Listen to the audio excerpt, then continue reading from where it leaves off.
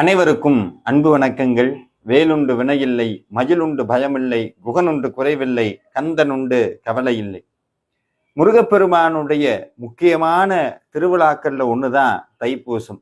ஒவ்வொருத்தருக்கும் ஒவ்வொரு பண்டிகை ரொம்ப பிடிச்சதா இருக்கும். சில பேருக்கு தீபாவளி, சில பேருக்கு பொங்கல், ஒவ்வொருத்தருக்கும் ஒவ்வொன்று. ஆனா இந்த முருக பக்தியில வந்ததுக்கு அப்புறம், முருகன் தான் உயிர்னு ஆனதுக்கு அப்புறம், முருகன் தான் வாழ்க்கைன்னு ஆனதுக்கு அப்புறம் அவருக்கு வரக்கூடிய ஒவ்வொரு பண்டிகையும் நம்ம வாழ்க்கையில மிக மிக முக்கியமானது. அப்படி ஒரு முக்கியமான பண்டிகை தான் இந்த தைப்பூசம். தைப்பூசம்னு சொன்னாலே மறக்காம நம்ம ஞாபகத்துக்கு வர்றது காவடி, ரெண்டாவது பால்குடம், மூணாவது பாத யாத்திரை. தெரிஞ்சோ தெரியாமலையோ கூட்டம் கூட்டமா ஆயிரக்கணக்கான பக்தர்கள் அவங்கவுங்க ஊர்ல இருந்து முருகனை நோக்கி படையெடுத்து போய் தரிசனம் பண்ணக்கூடிய ஒப்பற்ற பண்டிகை தான் இந்த தைப்பூசம். தைப்பூசத்தினுடைய வரலாறு ஒவ்வொரு பக்கமும் ஒவ்வொரு விதமாக இருக்கிறது. நிறைய பேருக்கு ஒரு சந்தேகம் இருக்குது, இந்த தைப்பூசத்தினுடைய முக்கியமான வரலாறு என்ன, நம்ம சமயம் சொல்லக்கூடிய தத்துவம் என்ன, அதைத்தான் இன்னைக்கு நம்ம தெரிஞ்சுக்க போறோம். அது மட்டும் இல்ல, எந்த ஒரு விஷயத்தையும் கடைபிடிப்பதற்கு முன்பாக அதை பற்றிய தெளிவான அறிவு நமக்கு வேணும்னு பாரதியார் சொல்றார். அதனாலதான் சிவபுராணத்துல கூடி சொல்றாங்க, பொருளுணர்ந்து சொல்லுவார்னு மணிவாசகர் சொல்றார். அப்போ தைப்பூசம் விரதம் இருப்பது பெரிதல்ல, தைப்பூசத்தினுடைய வரலாறு என்ன, அது எதற்காக கொண்டாடப்படுகிறது அப்படிங்கிறத நம்ம தெரிஞ்சுக்கணும். இன்னைக்கு நம்ம நிறைய பேர் என்ன தவறு பண்றோம்னா, எந்த ஒரு பூஜையா இருந்தாலும் அந்த பூஜையினுடைய பலன்ல தான் நம்ம முழு கவனமும் இருக்கு. இதை பண்ணுனா எனக்கு என்ன கிடைக்கும், இந்த விரதம் இருந்தா எனக்கு என்ன கிடைக்கும், ஆனா அது ஏன் இருக்கிறோம் எதுக்கு இருக்குங்கிறதெல்லாம் நமக்கு அதை பத்தி துளியும் கவனம் இல்லாம போயிடுச்சு. ஆனா அப்படி இருப்பது சரியல்ல. எதையுமே நம்ம முழுசா தெரிஞ்சுக்கணும். தெரிய தெரியதான் நம்மளுடைய மனது விசாலப்படும், அறிவினுடைய அடுத்த எல்லைக்கு போக முடியும். அப்போதான் நம்ம வாழ்க்கையினுடைய தவறவிட்ட பகுதிகள் நமக்கு தெரிய ஆரம்பிக்கும். அதனாலதான் நம்ம சமயம் வற்புறுத்தி இந்த விரதங்களை எல்லாம் அனுஷ்டிக்க சொன்னதனுடைய காரணமே வெறும் நமக்கு தேவையான பொருளையோ தேவையான ஏதோ ஒரு ஆசையை நிறைவேற்றிக் கொள்வதற்கு மட்டுமல்ல வழிபாடு. மனிதனுடைய அடுத்த பரிணாமமாகிய தெய்வ நிலைக்கு இட்டு செல்வதுதான் ஒவ்வொரு வழிபாட்டினுடைய நோக்கம். அப்படி இந்த தைப்பூசம் தோன்றியதனுடைய முதல் விஷயம் என்னன்னா, இந்த உலகத்துல முதல்ல தோன்றிய பொருள் நீர்ன்னு நம்மளுடைய விஞ்ஞானம் சொல்லுது, அதை தான் நம் சமயமும் சொல்லுது. அது மட்டுமல்ல, முதலில் இந்த உலகில் உயிர்ப்பித்த அந்த உயிர் நீரிலிருந்து தான் தோன்றியது. அது தோன்றிய நாள் இந்த அற்புதமான தைப்பூச நாள். இந்த தைப்பூசம் அப்படின்னு சொல்றது, தை மாதம் வரக்கூடிய இந்த மாதத்தில் பூச நட்சத்திரமும் பௌர்ணமி திதியும் சேர்ந்து வரக்கூடிய நாள் தான் தைப்பூசமாக கொண்டாடப்படுகிறது. அது மட்டுமல்லாது குருவும் சந்திரன் அப்படின்னு சொல்லக்கூடிய இரண்டு கிரகங்களினுடைய பரிபூரண ஆதிக்கம் செலுத்தக்கூடிய நாளும் இந்த மாதம்தான். இந்த அற்புதமான தைப்பூசமும் சேர்ந்து வரக்கூடிய இந்த அற்புதமான நாள் தான். இந்த கிரகச்சேர்க்கையும் ஒரு உலகத்துல மிக பெரும் நன்மையை தருகிறது. இந்த கிரகச்சேர்க்கைக்காக மட்டும் இந்த வழிபாடு கொண்டாடப்படுவது கிடையாது. அதை விட ரொம்ப முக்கியமானது, கிரகங்களுக்கெல்லாம் தலைவனாக, அண்ட சராசரங்களுக்கெல்லாம் தலைவனாக, நம்ம எல்லாம் ஆளக்கூடிய தெய்வமாக இருக்கக்கூடிய அந்த ஆறுமுக பரம்பொருளினுடைய வரலாற்று பின்னணி இதில் இருக்கிறது. அதனால்தான் தைப்பூசத்துக்கு இவ்வளவு சிறப்பு. முருகப்பெருமான் இந்த உலகத்தை காக்கும் பொருட்டு, இந்த அண்ட சராசரங்களை காக்கும் பொருட்டு ஈசனுடைய நெற்றிக்கண்ணிலிருந்து வந்து தோன்றினார்.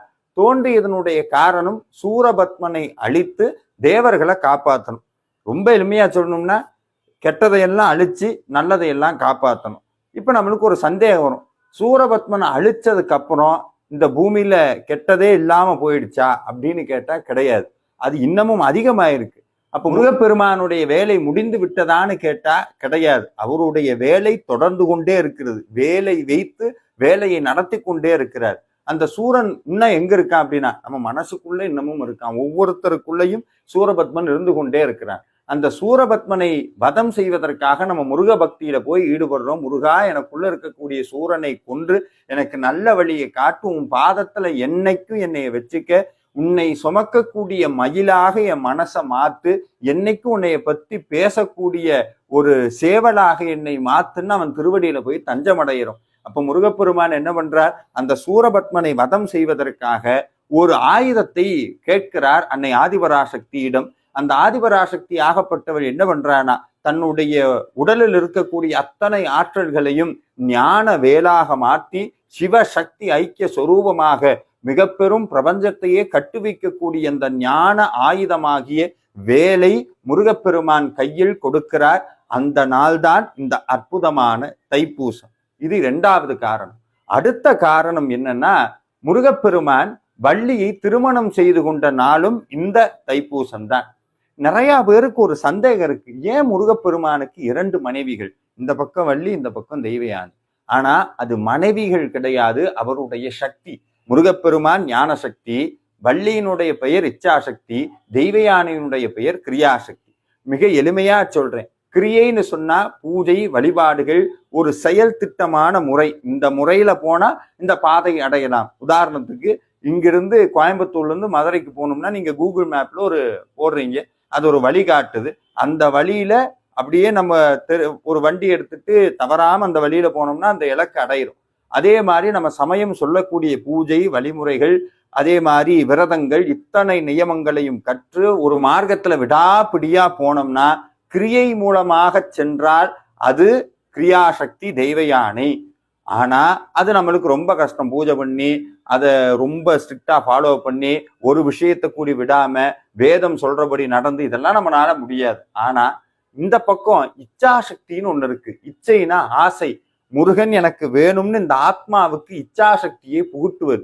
எப்ப முருகனுடைய பாதத்துல போய் தஞ்சமடைகிறோமோ அப்பவே முருகப்பெருமான் அந்த ஆன்மாவில் இருக்கக்கூடிய அத்தனை கண்மாதி மாயங்களை எல்லாம் அகற்றி, ஊழ்வினை எல்லாம் அகற்றி இச்சாசக்தியை புகுட்டுகிறார். அந்த இச்சாசக்தி யாருன்னா அன்னை ஆதிபராசக்தியாக இருக்கக்கூடிய வள்ளி பிராட்டி.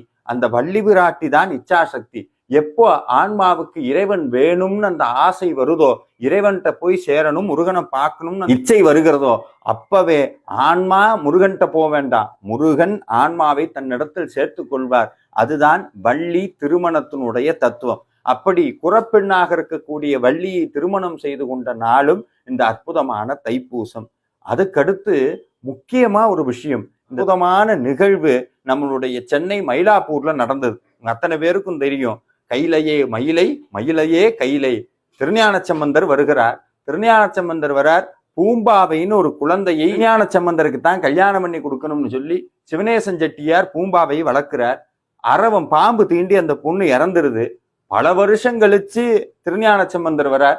சிவனேசன் செட்டியார் கையில அஸ்தியோட கொண்டு வந்து திருஞான சம்பந்தர் பாதத்துல வைக்கிறார். ஐயா, உங்களுக்காக வளர்த்த பொண்ணு அரவம் தீண்டி இறந்து போயிட்டா, உங்க முன்னாடி அந்த சாம்பலை வைக்கிறேன்னு சொன்னோன்னே அப்பே அந்த ஞான சம்பந்தர் கைலையில் இருக்கக்கூடிய கபாலீஸ்வரரை வேண்டி ஒரு பதிகம் ஒண்ணு பாடுகிறார். அதுல ஒரு வார்த்தை சொல்றார், தைப்பூசம் காணாது போதியோ பூம்பாவைங்கிறார். அப்ப பாத்துக்குங்க இந்த தைப்பூச விரதத்தினுடைய மகத்துவம் எந்த அளவுக்கு இருக்குன்னு. தைப்பூச விரதம் இல்லாம நீ போயிட்டியே, இது நியாயமானு கேட்டு அந்த பாடி முடித்த பின் ஆம்பலாக இருந்த பூம்பாவை திருஞான சம்பந்தரனுடைய பதிகத்தால் மீண்டு எழுந்து வந்தால் அப்பேற்பட்ட ஆற்றல் மிக்கது இந்த தைப்பூச விரதம். இந்த தைப்பூச விரதத்தினுடைய இன்னும் பல சிறப்புகள் என்னன்னா, சிதம்பரத்துல நடராஜர் ஆனந்த தாண்டவம் ஆடுகிறார். அந்த தாண்டவ காட்சியை நம்மளுடைய வியாக்கிரபாதரும் பதஞ்சலி முனிவரும் கண்டு தரிசித்த நாள் இந்த தைப்பூச நாள்.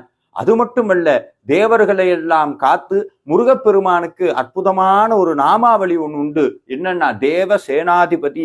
பகவத்கீதையில பகவான் கிருஷ்ணர் சொல்றார், தேவ சேனாதிபதியாக நான் இருக்கிறேன்கிறார், கந்தனாக இருக்கிறேன். அப்பேற்பட்ட தேவ சேனாதிபதி எனும் பட்டம் பெற்ற நாள் இந்த தைப்பூசம். அது மட்டுமல்ல, இந்த உலகத்தில் இருக்கக்கூடிய அத்தனை உயிர்களும் இறைவனை காண வேண்டும்னு இருக்கக்கூடிய நோன்புகள்லேயே மிகச்சிறந்த நோன்பாக சொல்லக்கூடிய ஒரு விரதம் இந்த தைப்பூசம். இத்தனை வரலாற்று சிறப்புமிக்க இந்த தைப்பூச விரதத்தை எப்படி இருக்க வேண்டும் என்ற முறையை வரக்கூடிய அடுத்த பதிவில் நான் சொல்ல இருக்கிறேன். இந்த தைப்பூசத்தன்னைக்கு நம்ம தெரிஞ்சுக்க வேண்டிய முக்கியமான விஷயம், எவ்வளவு நாள் விரதம் இருந்தாலும் முக்கியமான சில விஷயங்களை கடைபிடிக்க வேண்டும். அது என்ன அப்படிங்கிறத அடுத்த காணொளியின் மூலமாக உங்களுக்கு பகிர இருக்கிறேன். நன்றி. முருகா சரணம்.